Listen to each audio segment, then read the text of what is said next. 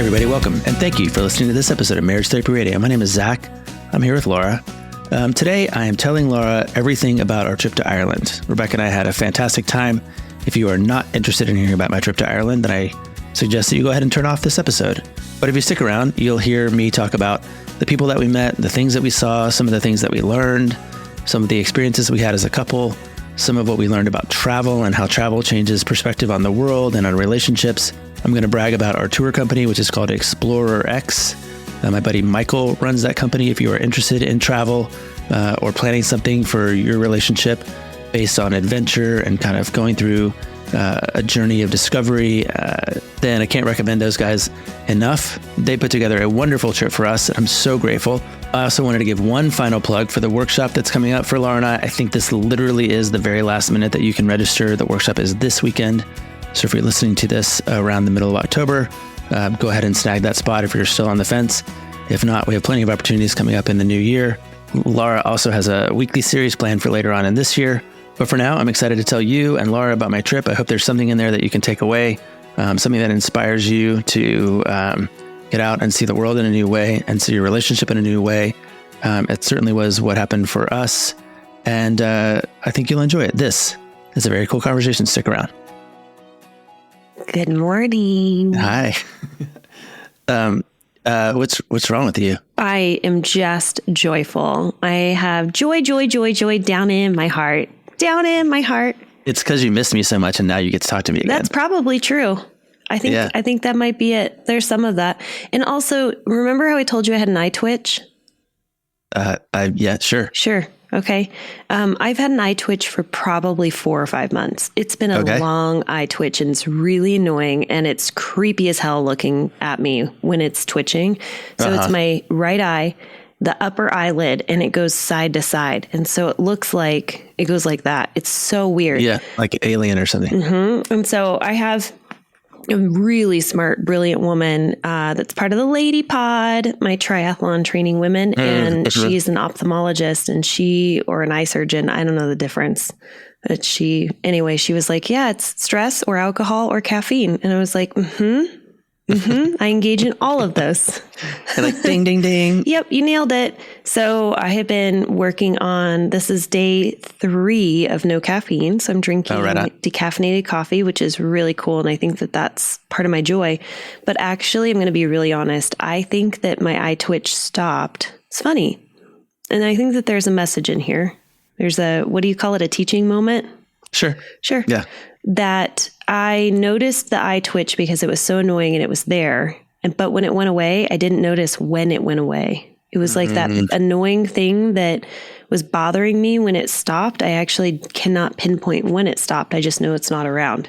And the teaching moment, I think, is like, we tend to notice the things that bother us about our partner, but we don't really notice the positives that they're doing around us. You see that teaching moment?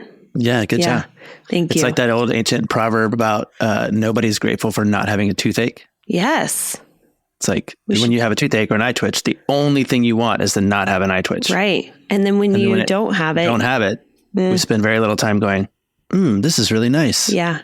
So, okay, here's another side note. By the way, I'll segue back. Why I think the eye twitch went away, because I don't think it was alcohol and I don't think it was caffeine, even though I've been limiting both of those.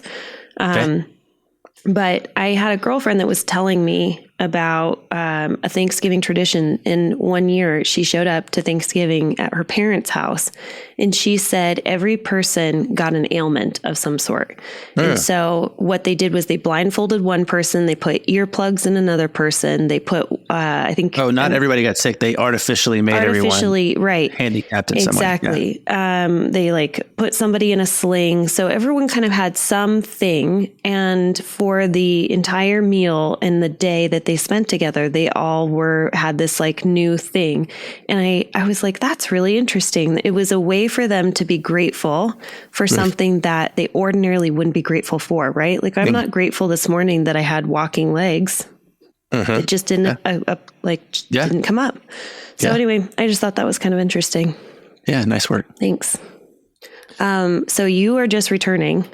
Yeah. And you were jet lagged last night because you didn't want to talk to me. I still am kind of crazy. Yeah. It's wild. It was wild going that way.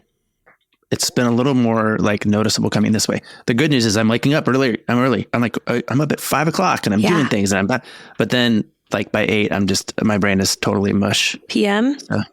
Yeah. You're on my schedule now. I'm a 5 a.m.er and then I go to bed at like 8 o'clock. I'm working it off though, because I want to get back on my like just regular life. Yeah, it does. It does. When I came back from Italy, I had the same thing. I was like, I'm going to wake up at 5 a.m. every day. It's going to be great. And I was getting so much done. And now like this morning I was like, oh, Holden, you're so snuggly. It's 7 a.m. I don't want to get out of bed. Anyway. Yeah. So you wanted to ask me about my trip. You wanted to hear all about it. Is that what I wanted to know about? Yes. Yeah. But before we do that, we have to welcome our special guest. We have not. What do you mean? Oh, your mustache. Have we already talked about your mustache? No. We talked about it on the one we didn't record because your mic wasn't on. So I was pretending like I didn't know what you were talking about. You guys, I would like to welcome Zach's mustache. First time attendee to the podcast. Welcome. And an international mustache at that, which is kind of hot. I've been doing this thing that I was wondering how long it would take Rebecca to notice. It was today. She noticed today. Where I've been shaving my chin and neck, but not my mustache. Yeah. So this has been growing longer while this has been getting shorter. And so she's like, what is going on? What's going on? What's happening with your face? Yeah. Your lip grew. And the fun part for those who cannot see it, I don't know. Do we post these? Will we post a picture on social media? I think so. Is that there's a contrasting color, which is even more fun because Zach is a distinguished 50-year-old man. 51. I am 50. No, I'm 50. 50. Thank you very much. Yeah. Sorry. 50-year-old man. So he has a brown mustache. Yep. A brown mustache and then salt very silver foxy. I'm trying to be so complimentary right now. Yeah. Facial hair. Okay. Yeah. All right. Well, let's talk all about your adventures. Thanks. You're so welcome. Thanks for wanting to listen about it. No, it's cool. I do want to talk about it. I want to talk about it because I want to never talk about it again. And some people are like, how was your trip to Ireland? I'll be like, listen to episode 290 or whatever this is. It's like 320 or something. We've really tipped the scales. Okay. Yeah. No, but yeah, of course we had a great time. It was really fun to be in a totally different place for 2 weeks. I'd never done that before. I'd never kind of just clocked out of my life and just sort of basically lived somewhere else you totally clocked out too. Like there was no like emailing, text messaging. You were unplugged. I was, and part of it was hard because of the time change, right? Like I would like just people weren't awake when I was awake. It's a 9-hour difference. And so whether that was communicating with my kids or fantasy football or trying to manage some work stuff or whatever, I was just off by, a half a day, which was actually quite nice. But yeah, we went to Ireland and we had a team kind of plan it for us. So we found out kind of when we got there that we were really on like a premium sort of trip. I mean, it was a fancy trip and we stayed in like the fanciest places. We ate the fanciest meals, which I don't think we quite realized when we were booking it. We got interviewed.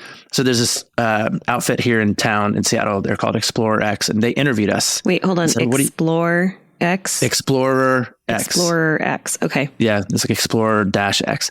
And they interviewed us and asked us like, what are you interested in? And what do you want to do? And what are you wanting to see? And what are you hoping to get? And what is your desired outcome? And so, and we did this like 2 years ago because we were supposed to go, remember, last year. Yeah. So we had done all this stuff and then we just kind of landed in Dublin and had this itinerary that we just kind of followed. And it was... Okay. Can I ask a question about this though?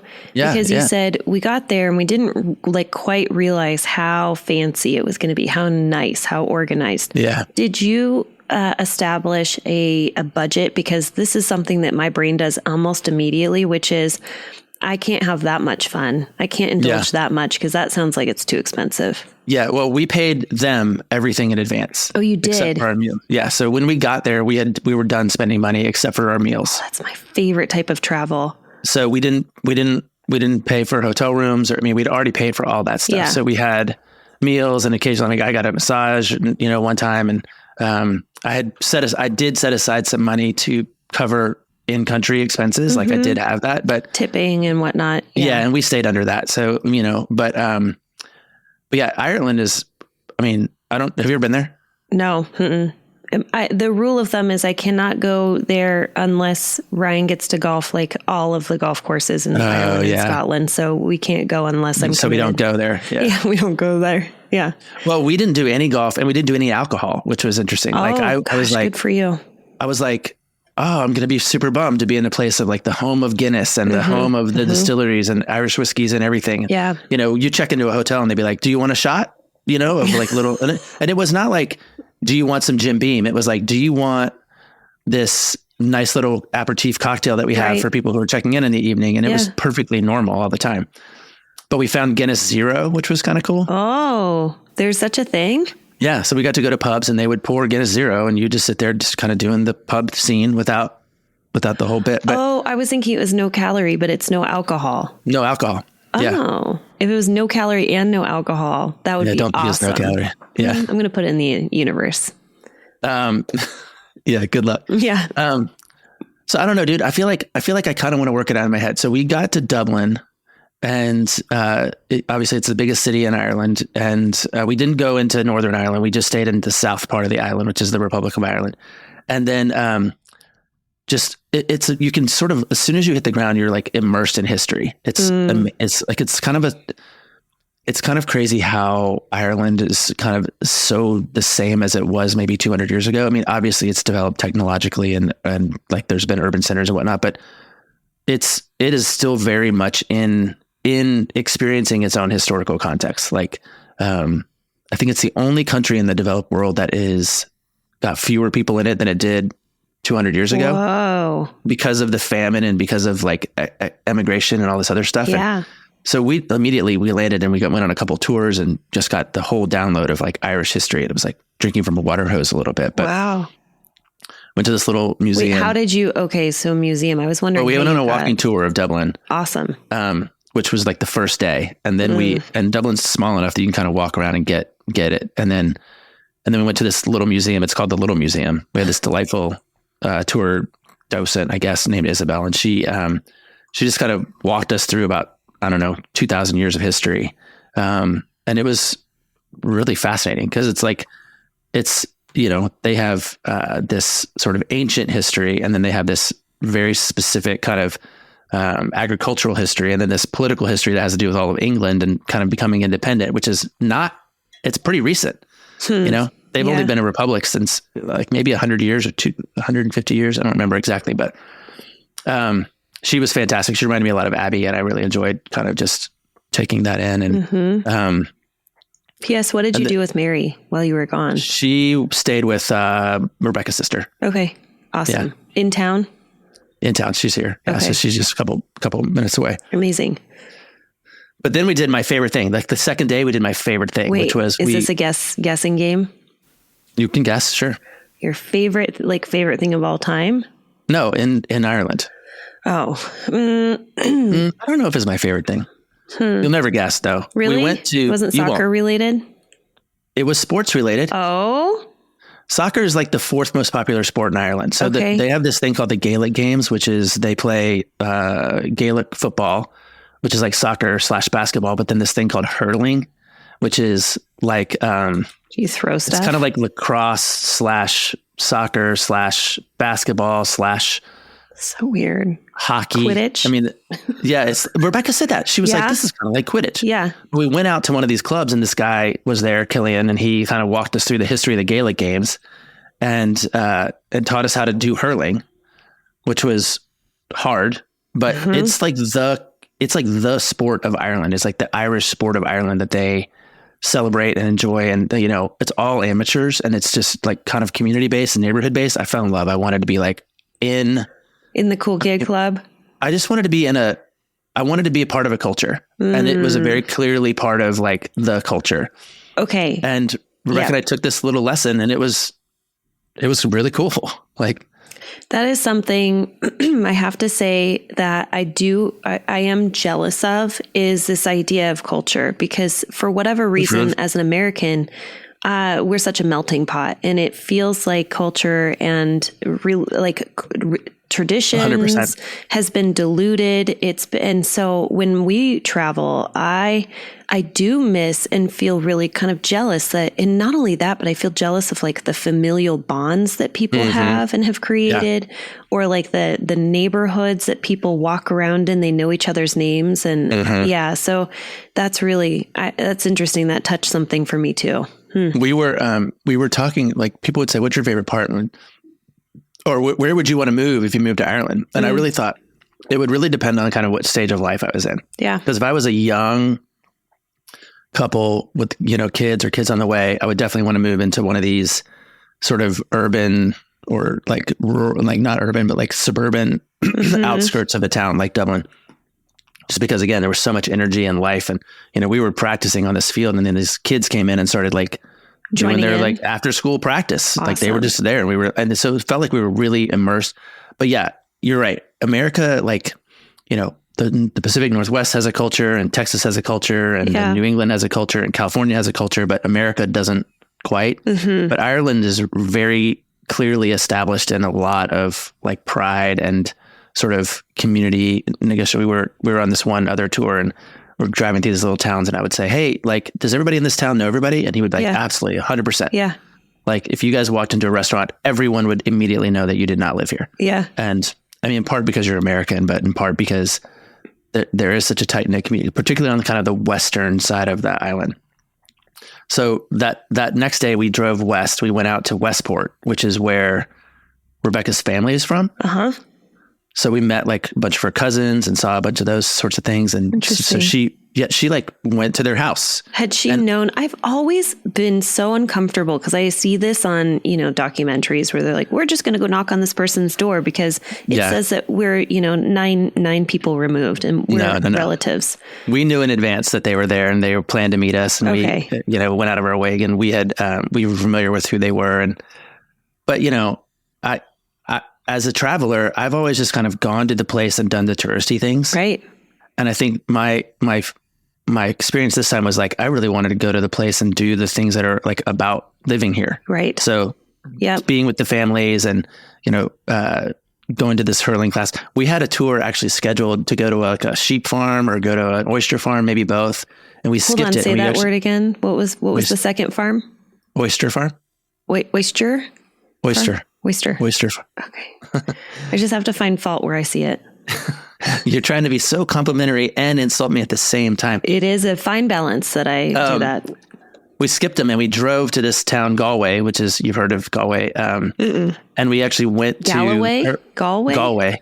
Like Ed Sheeran has a song, Galway Girl. No. But the Galway Girl, they don't really like Ed Sheeran very much because he's English. Shh. Oh, they don't. No. Yeah.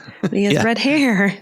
Yeah. So confusing. His parents are Irish, but he's English. Okay. So, but we went to a hurling match. We actually walked up to this stadium in the middle of this town that only locals were at. And we sat down and right in the middle and we started cheering for teams. It was so fun. Sports ball. It was fun. We didn't know what we were looking at, but it was amazing. That's me watching soccer 100% of the time. Zach and I want to invite you and your partner to join us for the Fall Weekend Intensive coming up on October 20th and 21st. This is the last intensive of this year, but have no fear. We have 3 more dates to look forward to in 2024.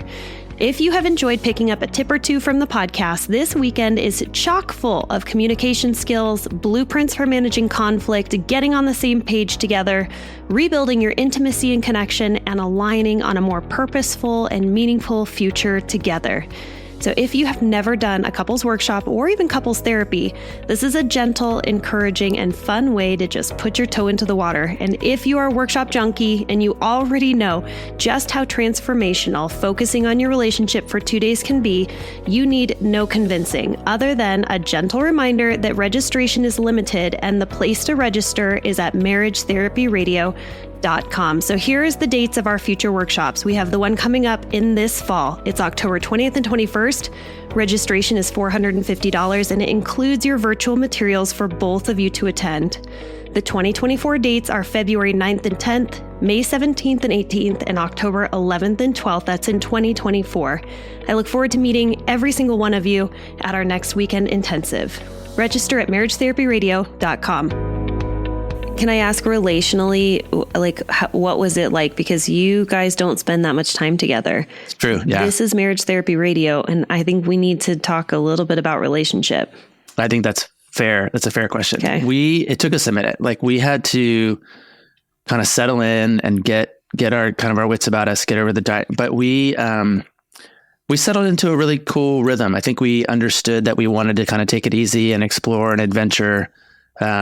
We tried as much as possible to let go of things that were here that were stressful, and there's plenty of that. Mm-hmm. We had some conversations planned that we wanted to have, like about pans, if you remember. We will be addressing the pans that are going into the dishwasher. Did you find resolution on that, by the way? We found repair. Okay. Because repair is more important than resolve. Well, I'm glad that you guys repaired, but I'm also curious if there's sort of like a working resolution moving forward. I don't think so. I mean, I think she's probably still going to wash the pans, but I also have learned that I don't really, it's not the flag I was putting in the ground at that point. Okay. No, but we did good. We had some really good, moments of connection, and we had dinner together every single night. When we were driving, which was a fair bit, we were listening to this murder mystery from Ireland, like a little Irish murder mystery, which was great. But, did you guys set that up, or is that like an Explorer X thing where they're like, hey, while you're doing this? No, I did that. Okay. I just went online and found a Audible book that was narrated by somebody in Irish, and it was perfect. It wasn't a good book. It wasn't a particularly compelling mystery, but it kept us kind of interested. Yeah. Between that and like Celtic women.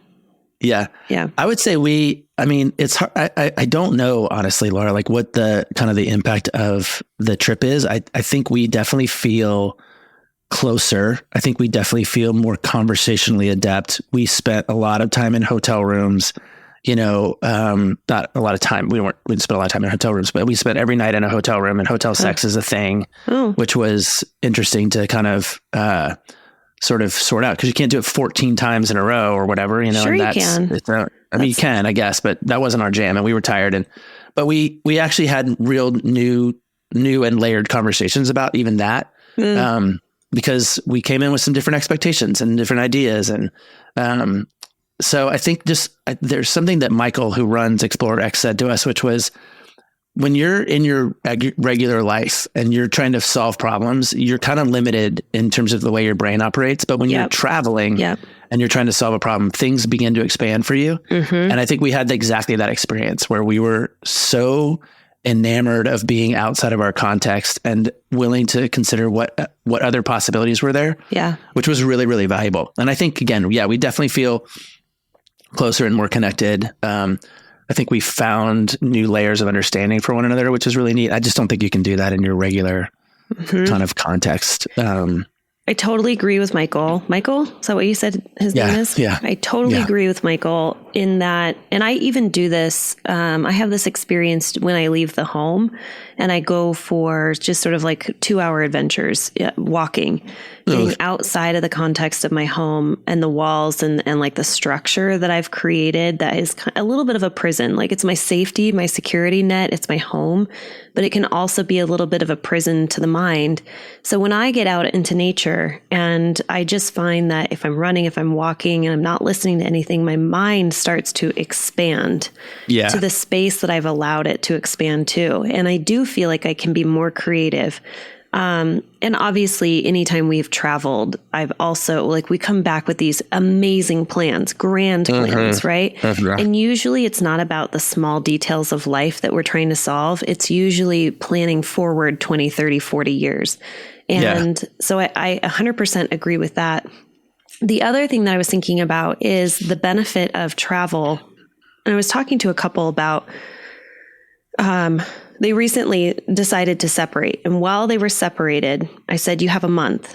And during this month, I want for you to become the most interesting human being possible. And in order to be interesting, I think you have to fill yourself with new experiences and read new things and explore. And I think travel is one of those ways that as a couple, if you find that you've kind of become a little dull or lackluster, not that you have, because I rarely think that we think we are dull or lackluster. We get a little bored with our partner. Yeah. And anytime I have that experience, I always pretend as if it's mirrored. If I'm bored with my partner, 100% my partner's bored with me, that I'm dull, that I'm lackluster. And I think travel is one of the most amazing experiences to be able to just put a shine on you and open you up and make you more interesting. I think for sure. And, you know, for people who can't travel or they can't afford to travel or they don't like to travel, I do have this conversation in my office all the time, which is, okay, great. You had this experience on your vacation. That felt really good, but you can't replicate that you can't keep doing that over and over again. You can't go to Hawaii every month, you know, but so what can you do here that replicates that experience? Like, how do you expand your horizon? How do you look at things a little bit differently? How do you appreciate, frankly, that the world is really, really big? And I think I came home from Germany and Korea, both feeling like that. But you know, being actually immersed in a place for a really long time was kind of wild. And Ireland it's pretty white. It's pretty English speaking. I mean, it's not like it was super different, but it was definitely a huge cultural shift. Yeah. Just to be in a place that kind of didn't operate the same way that my brain operates. Yeah. And I think we need to do that more. I think we need to look for ways. I said to Rebecca, I said, I feel like if you're going to be a politician in America or maybe anywhere, it ought to be like, especially at the national level, you ought to be required to go somewhere for a year, somewhere else for like a year. Live elsewhere. Go live elsewhere because we get so much tunnel vision, particularly in our current like political climate, just that we think that the number one thing is the thing that I want right here, right now. Yeah. That it's the disservice, I think, to actually have, because again, in Ireland, like everything kind of is connected to everything. And, you know, when there was a famine and a potato in South America or in Africa, it decimated an entire population in Northern Europe, you know, and it happened then not just because of like this one, I forget what it was, like a mold or a virus that came through the plant, but also because of the economics and the politics and the personalities and the religion that shaped all of that. Yeah. And it wiped about 2 million people off this island, off of this country. And we had a tour guide that kind of on this, you know, first week, his name was Warner, and we spent 2 days with him. He was fantastic. And he said something that I think I'll never forget. And I'm going to figure out how to work this into my counseling practice. But he said, you know, the English, when they were trying to like subjugate Ireland, they weren't trying to eradicate the Irish people. They were trying to eradicate the Irish culture. And so they kept taking away their language and their religion and their idols and their kind of their freedom. And he said, because if you take history away from people, you can do anything. And I was like, if you take history away from people, you can do anything. And I think that's something that really does matter when you're in any kind of relationship, which is where did you come from? How did we get here? And when you take history of people, it's gaslighting, right? That's actually what that is. It's to sort of say, hey, the thing that you're experiencing doesn't exist. It doesn't exist. Not true. But I think, like developing an appreciation for history, your partner's culture, your partner's world, or, you know, I was willing to talk about politics and sort of say, or, you know, global politics or national politics. It makes things mean stuff, right? Like it limits your rational ability to just do whatever you want, which I think was kind of the primary complaint about the British, is they sort of took away culture from all these cultures in order to extend their power. And they're not, the English aren't very, very well liked in Ireland. I'll tell you that. You know. When you were traveling, did you tell them you were American or did you tell them you were Canadian? That's my biggest piece. No, we told them we were American. We a couple times we would be like, people would be like, where are you from? We're like, we're from America. And they're like, well, we're Irish. We're not stupid. Right. Like where? And you're like, I'm from Seattle. And they're like, yeah, great, exactly. Perfect. I know exactly about Seattle. Well, go Hawks. Yeah, totally. I mean, there's a ton of Americans roaming around Ireland right now. Tourism is a big thing. So they're quite familiar with what it is. But we, again, because of the company we went through, we ended up with a lot of private, smaller kind of tours, like with one guy, like just the three of us walking around, or which was really cool because, you know, we'd see all these tour buses and be like, no, thank you. I do not want, cannot be on a tour bus. But but I was saying, like, it depends on, like, would we move there? And my new thing is, if I was a widower, or if Rebecca left me or something, I know I would move to this one place called Inishbofin. And it's this little island off like the the coast on the west side. There's about 200 people that live there. Tell me it's like 196 women. Yeah, no, it's not. It's just this little, sheep and fields, and it's like right, the ocean. And I was like, this is my jam right here. Yeah. It's like, I'm going to come here and write my novel go by myself, But listen to this. I've been listening this whole time. I know. I'm so sorry, folks who are listening to my trip to Ireland, but now I can just send this recording to everybody. We were on this island of Inishbofin, and they had this thing that we saw that was called what was it called? A singing session. Okay. It's exactly what you think it is. We went into this pub, and there was about 30 people sitting around in a circle, and somebody would sing like an Irish jig and be done. Everybody would go, good job. And then they'd be like, how about you, Mary? Do you want to sing? And Mary would be like, okay, yeah, I'll sing. And then so Mary would sing a song. And then like these 3 other sisters would sing their song. And then somebody would be like, what about you, Patrick? Would you want to sing? He's like, I need to go get my guitar. So he went out and got his guitar. And we just sat there and like read poetry. I was dumbfounded. People just do this. They just sat there on a Sunday afternoon and just sang to each other for like 2 hours. It was amazing. Was it you no, somebody was telling me about just the act of reading aloud. So it used to be like a thing that people did to one another, right? Let's sit in the reading room and I'll read aloud and some Shakespeare for 2 hours and then we'll be done. Yeah. And I was talking to a friend, I can't even remember, but I think he's really into literature. And he said, I'm going to start doing that. I mean, we get a taste of it when we have kids, small kids that can't read. So we read aloud to them for a while, but then, you feel like the burden's off of you once they can start to read by themselves. Yeah. But that's a thing that people do. They read out loud and apparently they circle it up and they sing to each other. Well, it goes back to, again, like it's a very sort of cultural example of what I really think is that words matter. Like words matter, and those people are preserving old songs and old poetry. Yeah. And I was like, I want to sing. I want to sing. Brooke's like, you should. And I was like, but what am I going to sing? Like Stray Cat Strut. That's my. That's your go-to karaoke song. Yeah. No, you can like, walking on a straight. Yeah. No. Which, by the way, so Zach has a great voice. We have sang together in the car. I picked a song and I sang it in this circle. Oh. But it reminded me because the lady was like, where are you from? I was like, America. She's like, we know you're from America. You're like, I am in northern Seattle. She was like, all right, well, Zach from Seattle, everybody. And so I sang a little song and I just wanted to participate. And it was Did you make great. eye contact with Rebecca while you sang? Because I'm imagining. No. Can you imagine? No. She was behind me and probably so red for you. Yeah. And she, I think she might have videoed it. I don't want to ask her, but will you ask her? I will ask her. I have her phone number. I'll have her send it to me, and then I will secretly upload it to the podcast. We'll put it on Songfetch. That's right. Songfetch.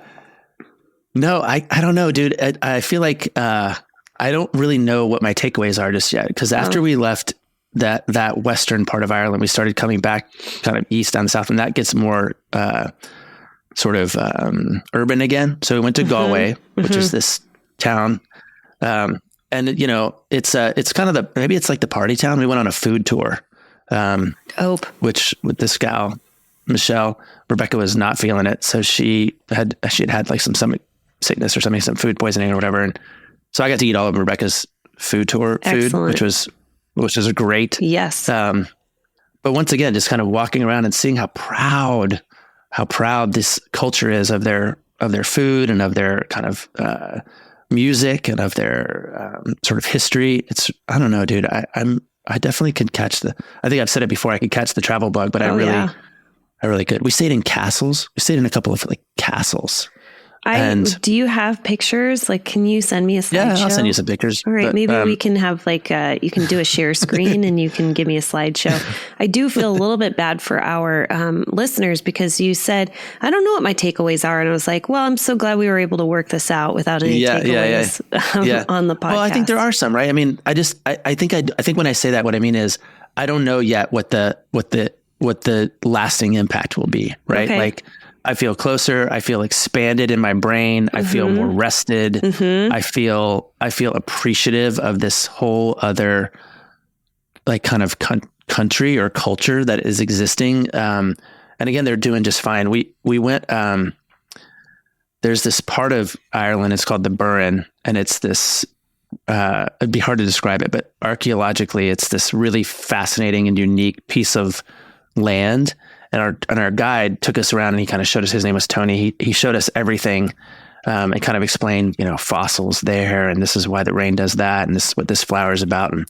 And we can't cut this tree down because it's a fairy tree. Like they're serious about their mythology and their folklore. Like, yeah, like if there's this, he told us the story of this one tree that was in the way of a roadway that they had planned. And it was culturally understood to be like a fairy fort or fairy tree. Yeah. And so the foreman was like, you need to cut this tree down. And the guy was like, I'm not cutting this down, and then the other guy was like, I'm not cutting it down because, you cut these trees down and your whole family's cursed for generations. So, and they re-engineered this highway around this tree because they would not cut it down. Anyway, Tony, he read us this poem that I was like, I was just kind of crying, not just because of the written word, but because he was standing in the middle of this field, just reciting poetry. And I think I want to read it to you. I might even cry right now, but it's, would love that. It's by an Irish poet named Derek Mahan. It's called Everything is Going to Be All Right. So Tony is standing in the middle of the Burren and he's just like looking up, and we don't even know what he's quite doing. He just starts saying, he goes, how should I not be glad to contemplate the clouds clearing beyond the dormer window and the high tide reflecting on the ceiling? There will be dying, but there's no need to go into that. The poems flow from the hand unbidden, and the hidden source is the watchful heart.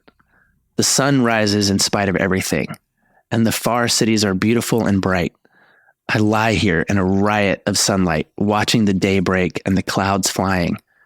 Everything is going to be all right. I was like, yeah, everything's going to be all right. Yeah.